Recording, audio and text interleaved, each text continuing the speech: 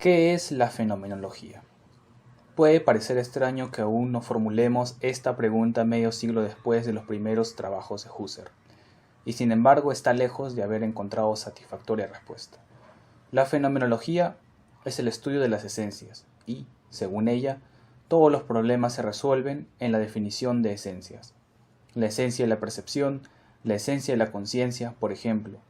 Pero la fenomenología es asimismo una filosofía que resitúa las esencias dentro de la existencia y no cree que pueda comprenderse al hombre y al mundo más que a partir de su facticidad.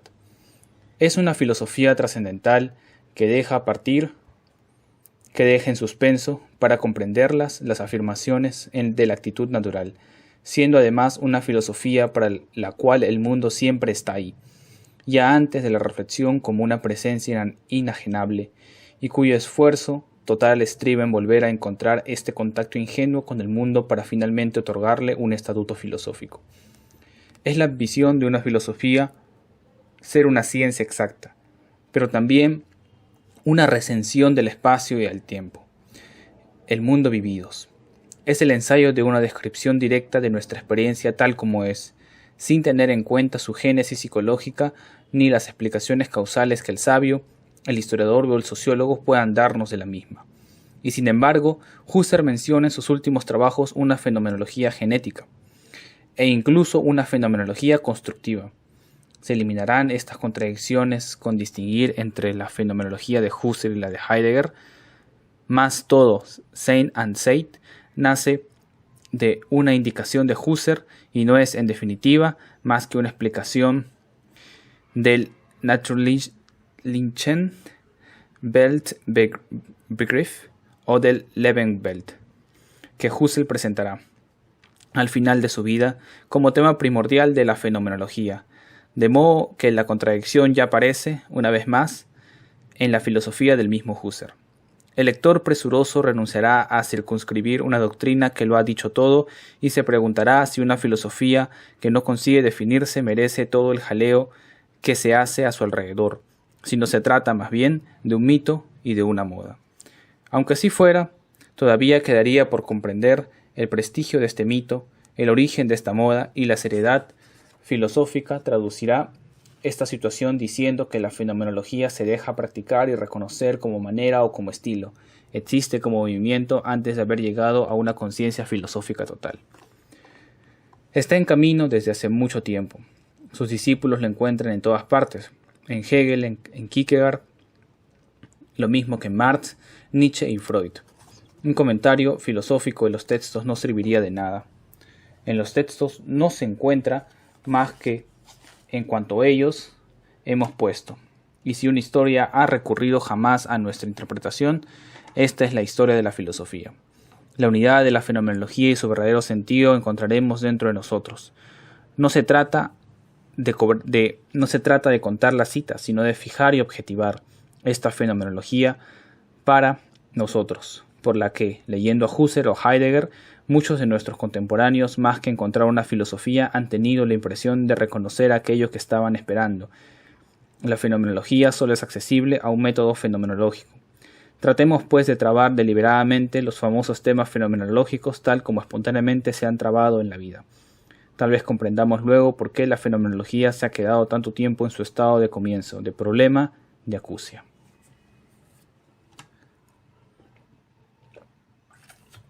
Apartado número 2. Se trata de describir, no de explicar ni analizar. Esta primera consigna que daba Husserl a la fenomenología incipiente, de ser una psicología descriptiva, de volver a las cosas mismas, es ante todo la recusación de la ciencia. Yo no soy el resultado encrucijada de las múltiples causalidades que determinan mi cuerpo o mi psiquismo. Yo no puedo pensarme como una parte del mundo, como simple objeto de la biología, de la psicología y la sociología, ni encerrarme en el universo de la ciencia. Todo cuanto sé del mundo, incluso lo sabido por la ciencia, lo sé a partir de una visión más o de una experiencia del mundo, sin la cual nada significarían los símbolos de la ciencia. Todo el universo de la ciencia está construido sobre el mundo vivido, y si queremos pensar rigurosamente la ciencia, apreciar exactamente su sentido y alcance, tendremos primero que despertar esta experiencia del mundo del que ésta es expresión segunda. La ciencia no tendrá nunca el mismo sentido de ser que el mundo percibido, por la razón de que solo es una determinación o explicación del mismo. Yo no soy un ser viviente, ni siquiera un hombre o una conciencia con todos los caracteres que la zoología, la anatomía social o la psicología inductiva perciben en estos productos de la naturaleza o de la historia. Yo soy la fuente absoluta. Mi existencia no procede de mis antecedentes, de mi medio físico y social. Es ella la que va hacia estos y lo sostiene, pues soy yo quien hace ser para mí y por lo tanto ser en el único sentido que la palabra pueda tener para mí, esta tradición que decido reanudar o este horizonte cuya distancia respecto de mí se hundiría, por no pertenecerle como propiedad.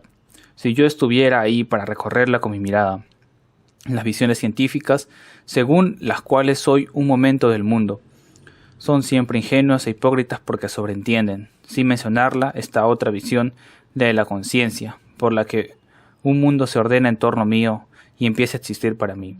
Volver a las cosas mismas es volver a este mundo antes del conocimiento del que el conocimiento habla siempre, y respecto del cual toda determinación científica es abstracta, significativa y dependiente, como la geografía respecto del paisaje en el que aprendimos por primera vez qué era un bosque, un río o una pradera.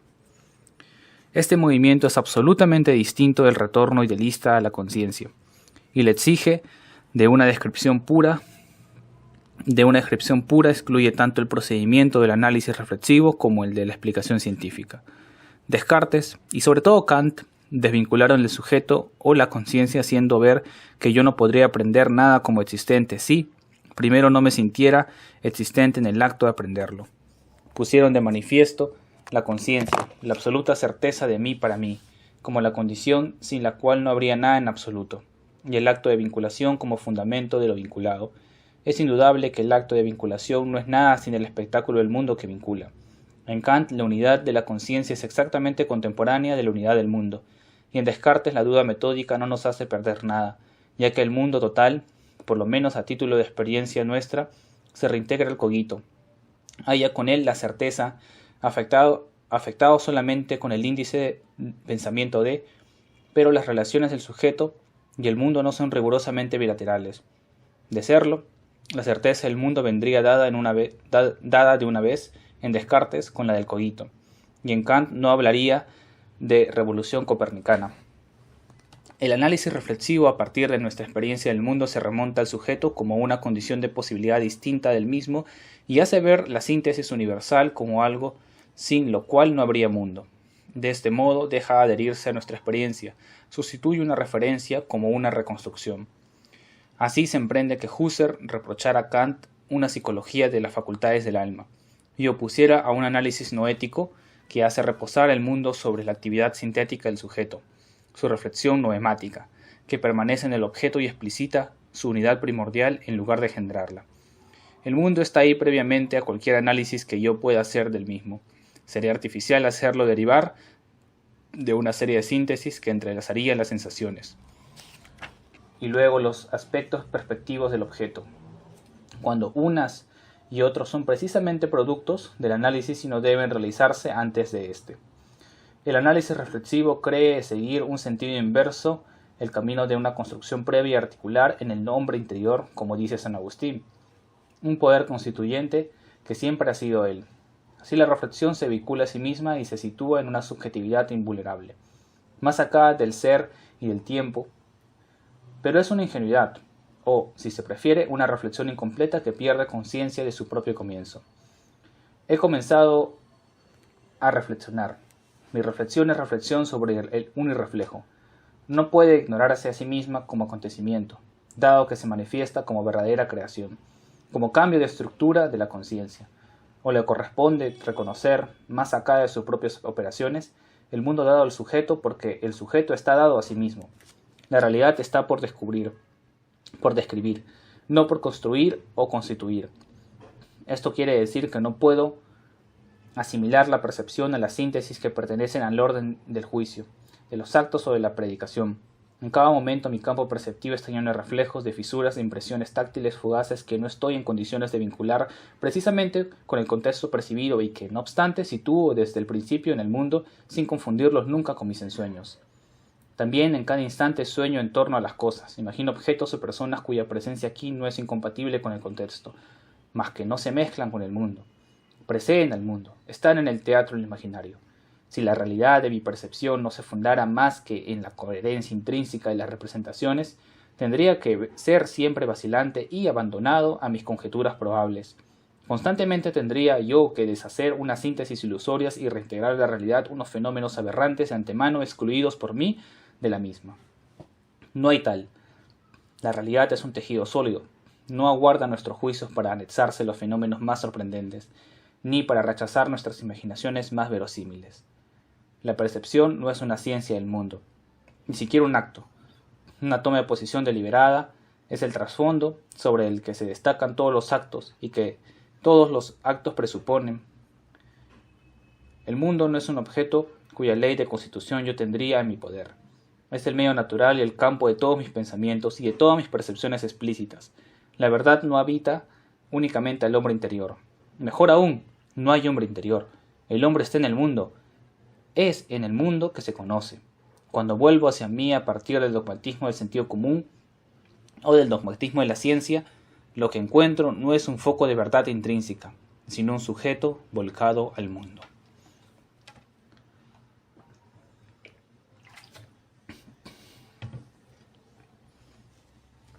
Apartado número 3. Vemos así el verdadero sentido de la célebre reducción fenomenológica. No cabe duda de que no existe ningún problema en el cual Husserl ha invertido más tiempo para comprenderse a sí mismo. Ningún problema, asimismo, sobre el que haya vuelto más a menudo, ya que la problemática de la reducción ocupa en los trabajos inéditos un lugar importante.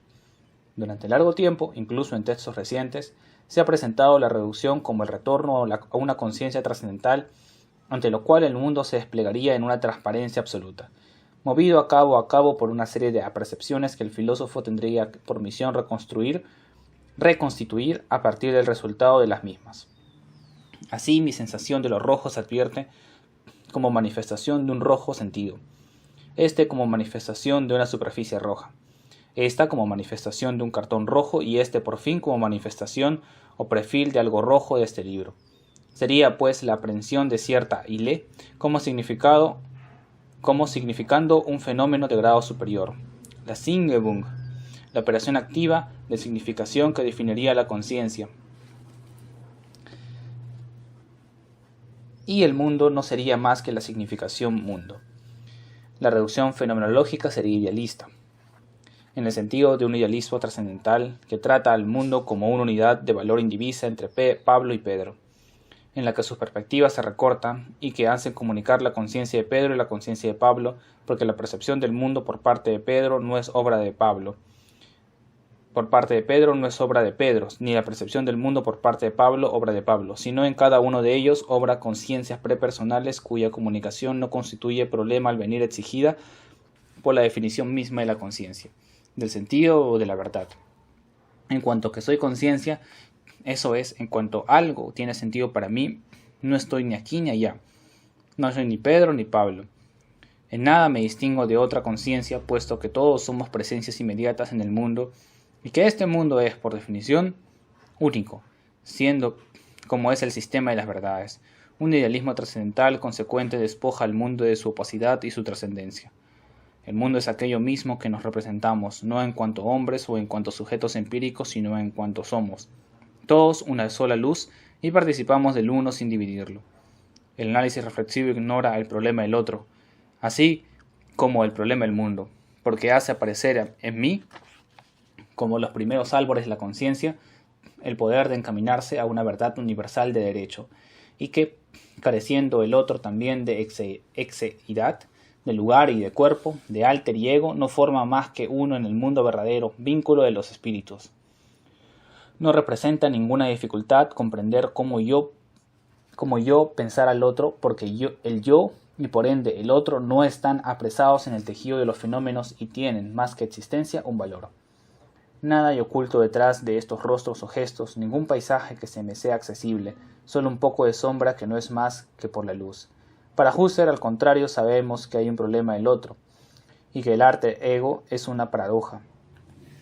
Si el otro es verdaderamente para sí, más allá de su ser para mí, y si somos el uno para el otro, y no el uno y el otro para Dios, es necesario que nos revelemos, el uno al otro, que Él tenga y yo tengo un exterior, y que exista además de la perspectiva del para sí, mi visión sobre mí y la visión del otro sobre sí mismo, una perspectiva para el otro, mi visión sobre el otro y la visión del otro sobre mí. Claro está, esas dos perspectivas en cada uno de nosotros no pueden estar simplemente yuxtapuestas, pues entonces no sería a mí que el otro vería, ni él a quien yo vería. Es preciso que yo sea mi exterior y que el cuerpo del otro sea el mismo. Esta paradoja y esta dialéctica del ego y del alter únicamente son posibles si el ego y el alter ego se definen por su situación y no liberados de toda inherencia.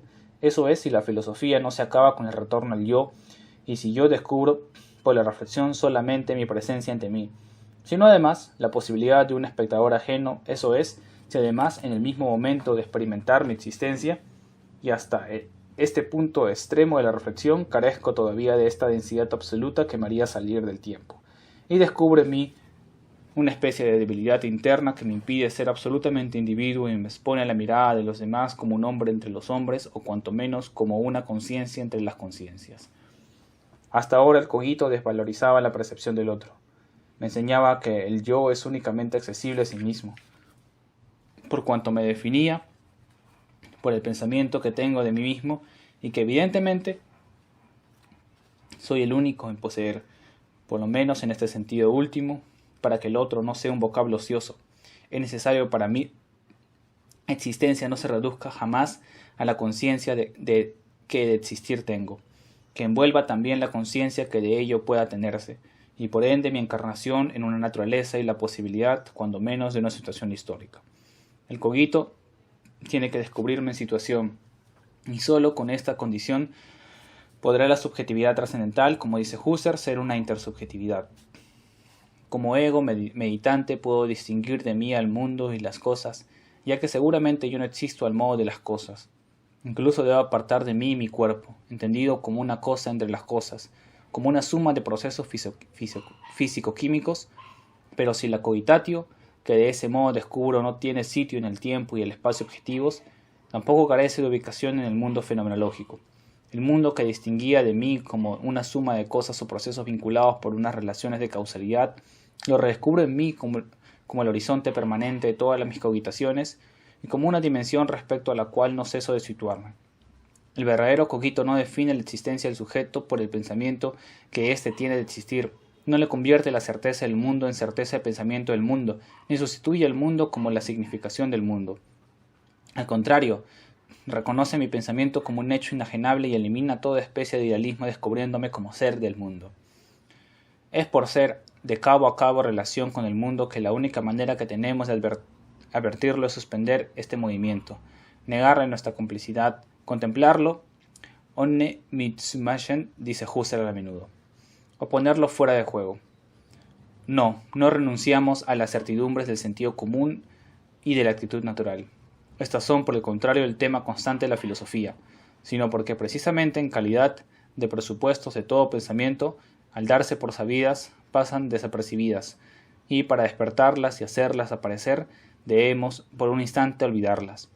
La mejor fórmula de la reducción es sin duda la que diera Eugen Fink, el adjunto de Husserl, cuando hablaba de un asombro ante el mundo. La reflexión no se retira del mundo, es la unidad de la conciencia como fundamento del mundo. Toma sus distancias para ver surgir las trascendencias, distiende los hilos intencionales que nos vinculan al mundo para ponerlos de manifiesto. Solo ello es conciencia del mundo porque lo revela como extraño y paradójico. El trascendental de Husserl no es el de Kant. Husserl reprocha a la filosofía kantiana el ser una filosofía mundana, porque utiliza nuestra relación con el mundo, motor de la deducción trascendental, y hace que el mundo sea inmanente al sujeto, en lugar de asombrarse y concebir al sujeto como trascendencia hacia el mundo. Todo el malentendido de Husserl con sus intérpretes, con los disidentes existenciales, Y finalmente, consigo mismo, estriba en que, precisamente para ver el mundo y captarlo como paradoja, hay que romper nuestra familiaridad con él. Y esta ruptura no puede enseñarnos nada más que el surgir inmotivado del mundo. La mayor enseñanza de la reducción es la imposibilidad de una reducción completa. De ahí que Husserl se interrogue constantemente sobre la posibilidad de la reducción. Si fuésemos al espíritu absoluto, la reducción no sería problemática. Pero por estar en el mundo, porque incluso nuestras reflexiones se ubican en el flujo temporal que intentan captar, porque como dice Husserl, sich Einströmen, no hay ningún pensamiento que abarque todo nuestro pensamiento. El filósofo, dicen los trabajos inéditos, es un perpetuo principiante. Eso significa que no toma nada por sentado de cuanto los hombres o los sabios creen saber. Significa también que la filosofía no debe tomarse por algo sentado, por cuanto haya podido decir de verdadero, que es una experiencia renovada de su propio comienzo, que consiste toda ella en describir este comienzo, y finalmente que la reflexión radical es conciencia de su propia dependencia respecto de una vida y refleja que es su situación inicial, constante y final, lejos de ser, como se ha creído, la fórmula de una filosofía idealista. La reducción fenomenológica es la de una filosofía existencial. El In der Weltsein de Heidegger no aparece sino sobre el trasfondo de la reducción fenomenológica.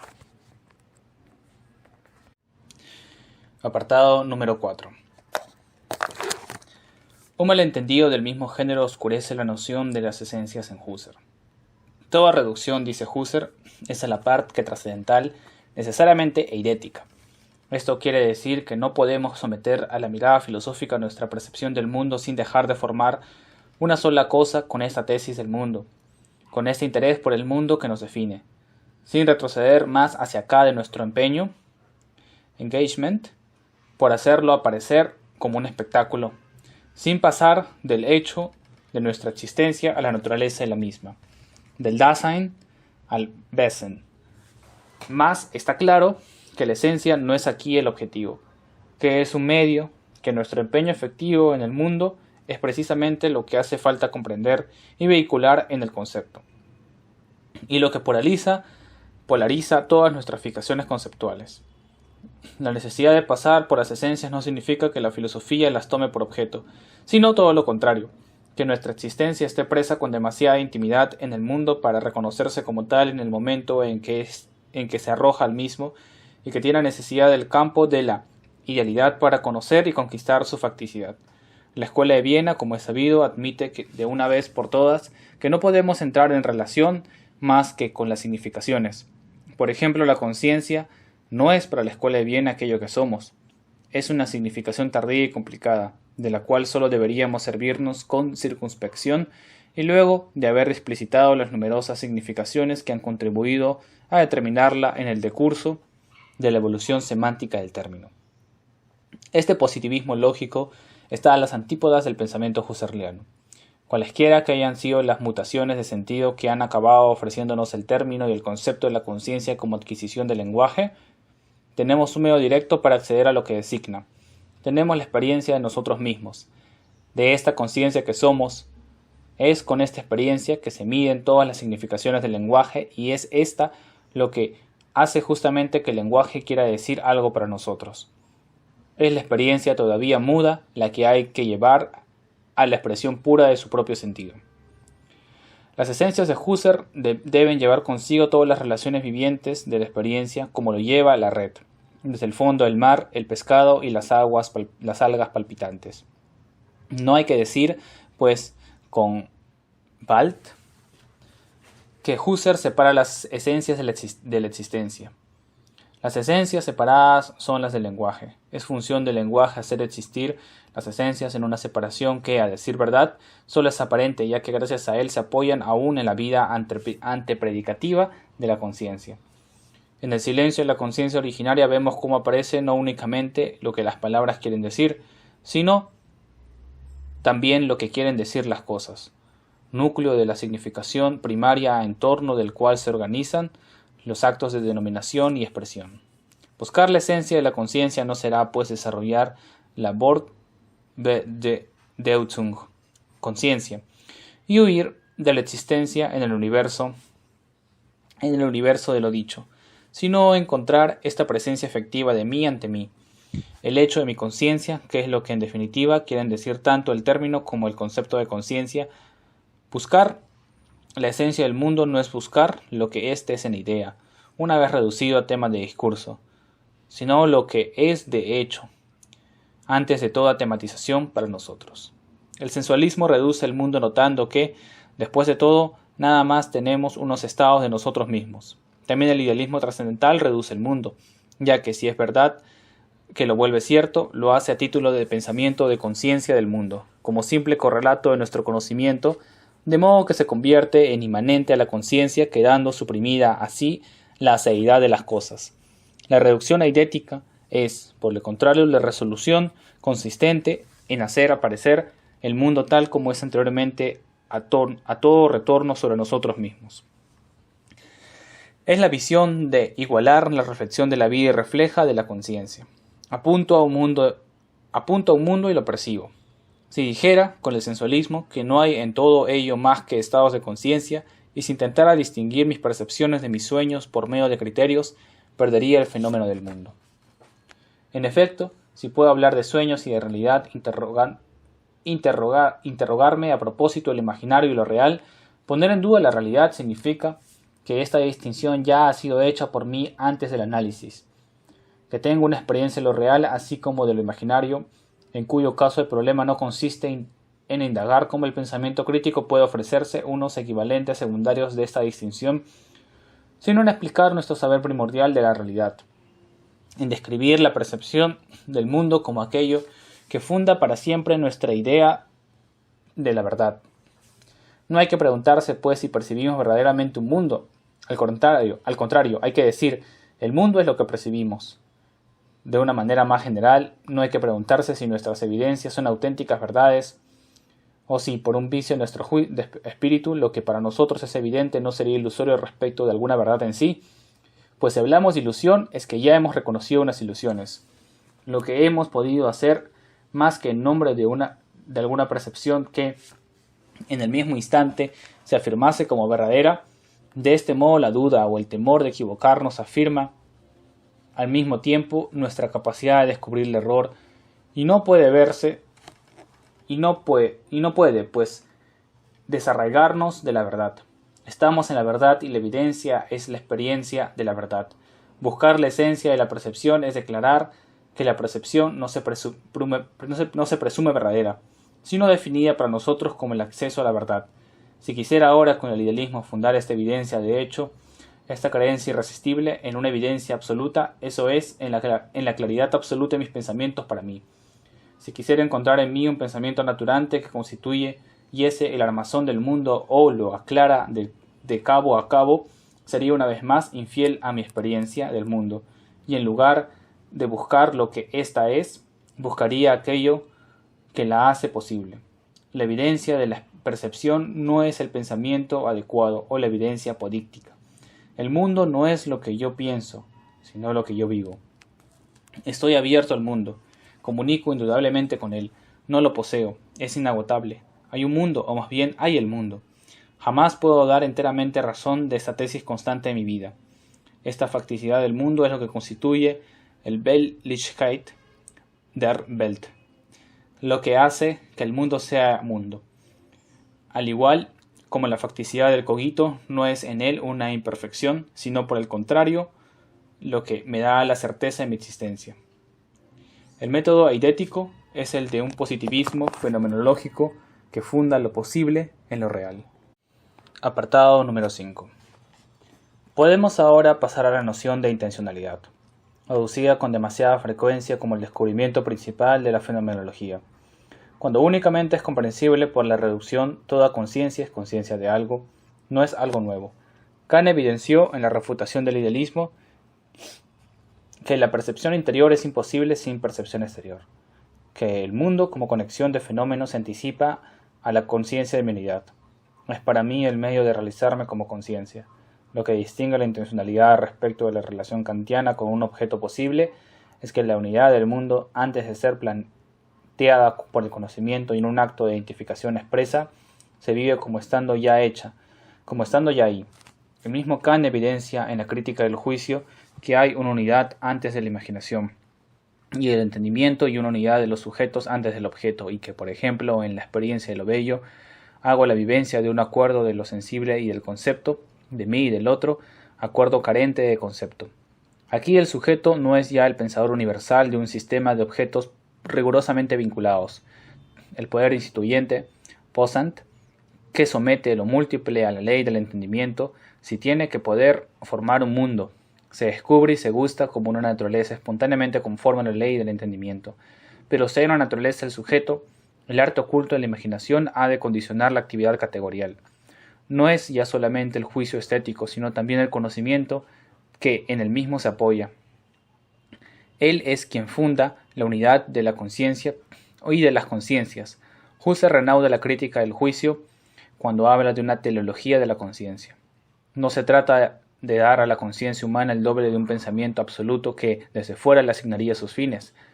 Se trata de reconocer la conciencia misma como proyecto del mundo, destinada a un mundo que ella ni abarca ni posee, pero hacia la cual no cesa de dirigirse, y el mundo como ese individuo preobjetivo cuya imperiosa unidad prescribe al conocimiento su meta.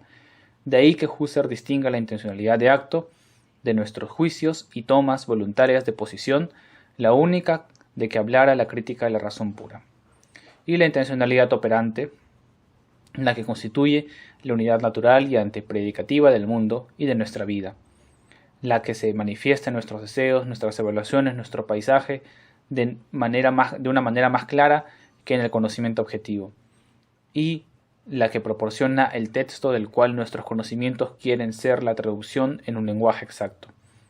La relación para con el mundo, tal como infatigablemente se pronuncia en nosotros, no es que pudiera presentarse con mayor claridad por medio de un análisis. La filosofía solamente puede situarla ante nuestra mirada, ofrecerla ante nuestra constatación. Con esta noción ampliada de intencionalidad, la comprensión fenomenológica se distingue de la intelección clásica, que se limita a las naturalezas verdaderas e inmutables, y la fenomenología puede convertirse en una fenomenología de génesis, que se trate de algo percibido, de un autoconocimiento histórico o de una doctrina. Comprender es captar de nuevo la intención total, no solamente lo que son para la representación, las propiedades de lo percibido, la polvadera de los hechos históricos, las ideas introducidas por la doctrina, sino la única manera de existir que se expresa en las propiedades del guijarro, del cristal, del pedazo de cera, en todos los hechos de una revolución, en todos los pensamientos de un filósofo. En cada civilización lo que importa ya es la idea, en el sentido hegeliano, o sea, no una ley de típico físico o matemático accesible al pensamiento objetivo, sino la fórmula de una conducta única para con el otro. La naturaleza, el tiempo y la muerte, una cierta manera de poner al mundo en forma que el historiador ha de ser capaz de reanudar y asumir. He ahí las dimensiones de la historia. Con relación a las mismas no hay ni una palabra, ni un gesto humanos, ni siquiera habituales o distraídos, que no tengan una significación. Creyendo haberme callado a causa del cansancio, creyendo tal ministro haber solamente dicho una frase de circunstancias, resulta que mi silencio o su palabra toman un sentido, puesto que mi cansancio o el recurso a una fórmula hecha en algún modo, algunos son fortuitos, expresan cierto desinterés y por ende también cierta toma de posición frente a la situación. En un acontecimiento considerado de cerca en el momento de ser vivido, todo parece moverse al azar.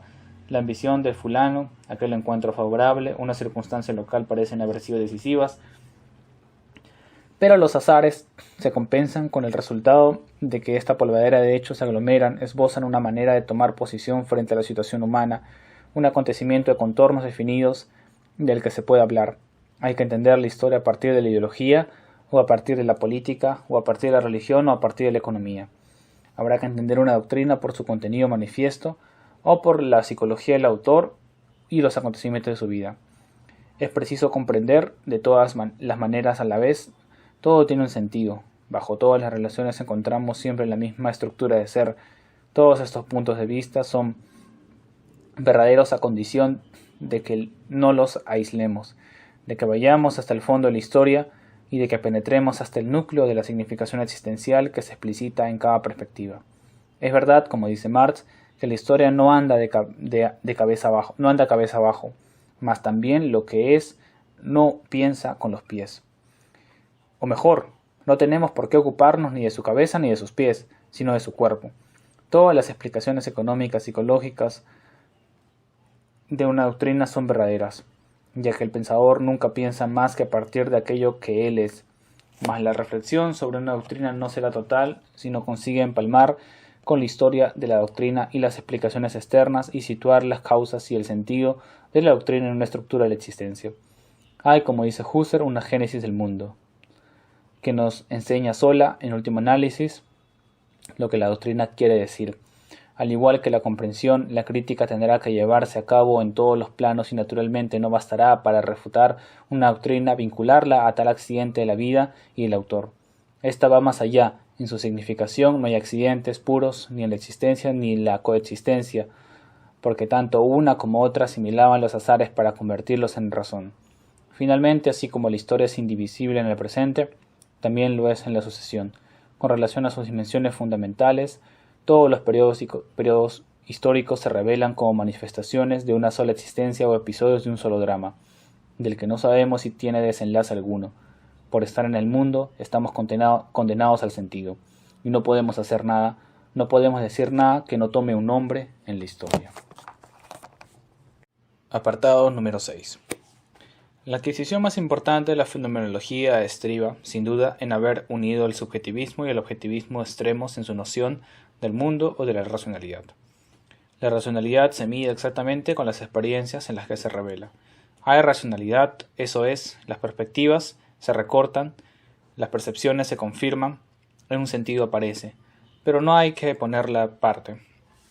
Transformada en espíritu absoluto o en mundo en sentido realista, el mundo fenomenológico es no ser puro, sino en el sentido que se transparenta en la intersección de mis experiencias y en la intersección de mis experiencias con las del otro, por el engranaje de unas con otras. Es inseparable, pues, de la subjetividad e intersubjetividad que constituyen su unidad a través de la reasunción de mis experiencias pasadas en mis experiencias, y nadie sabe mejor que nosotros cómo se efectúa por primera vez la meditación del filósofo. Es lo bastante consciente como para no realizar en el mundo y antes de ella misma sus propios resultados. El filósofo trata de pensar el mundo, al otro y a sí mismo y concebir sus relaciones. Pero el ego meditante, el espectador imparcial, no llegan hasta una racionalidad ya dada. Se establecen y la establecen con una iniciativa que no tiene ninguna garantía en el ser y cuyo derecho se apoya por entero en el poder efectivo que ésta nos da de asumir nuestra historia. El mundo fenomenológico no es la explicación de un ser previo, sino la fundación de los cimientos del ser. La filosofía no es el reflejo de una verdad previa, sino como el arte, la realización de una verdad. Se preguntará cómo es posible esta realización y si no se une en las cosas a una razón preexistente. Pero el único logos preexistente es el mismísimo mundo. Y la filosofía lo que hace pasar a la existencia manifiesta no empieza por ser posible. Es actual o explicativa, es más clara que el acto mismo por el que tomamos de nuevo este mundo inacabado para tratar de totalizarlo y pensarlo. La racionalidad no es un problema. No hay detrás de la misma una incógnita que tengamos que determinar deductivamente o demostrar inductivamente a partir de aquella. Asistimos a cada instante a este prodigio de la conexión de las experiencias y nadie sabe mejor que nosotros cómo se efectúa por ser nosotros este nudo de relaciones. El mundo y la razón no constituyen un problema. Digamos, si se quiere, que son misteriosos, pero este misterio los define. En modo alguno cabría disipar este misterio con alguna solución, está más acá de las soluciones. La verdadera filosofía consiste en aprender de nuevo a ver el mundo, y en ese sentido una historia relatada puede significar el mundo con tanta profundidad como un tratado de filosofía. Nosotros tomamos nuestro destino en manos, nos convertimos en responsables de nuestra historia mediante la reflexión, pero también mediante una decisión en la que empeñamos nuestra vida. En ambos casos se trata de un acto violento que se verifica ejerciéndose. La fenomenología, en cuanto a revelación del mundo, se apoya en sí misma o se funda en sí misma. Todos los conocimientos se apoyan en un suelo de postulados, y finalmente nuestra comunicación con el mundo como primer establecimiento de la racionalidad. La filosofía como reflexión radical se priva, en principio, de este recurso, como también ella está en la historia utiliza también ella el mundo y la razón constituida. Será pues preciso que se plantee a sí misma el interrogante que plantea a todos los conocimientos. Se avivará indefinitivamente, será, como dice Husserl, un diálogo y una meditación infinita, y en la medida que permanezca fiel a su intención, nunca sabrá a dónde se dirige. Lo inacabado de la fenomenología, su aire incoativo, no son el signo de un fracaso. Eran inevitables porque la fenomenología tiene por tarea el revelar el misterio del mundo y el misterio de la razón. Si la fenomenología ha sido un movimiento antes de ser una doctrina o un sistema, no es ni casualidad ni impostura. La fenomenología es laboriosa como la obra de Balzac, la de Proust, la de Valéry o la de Cézanne, con el mismo género de atención y de asombro, con la misma exigencia de conciencia, con la misma voluntad de captar el sentido del mundo o de la historia en estado naciente. Bajo este punto de vista, la fenomenología se confunde con el esfuerzo del pensar moderno.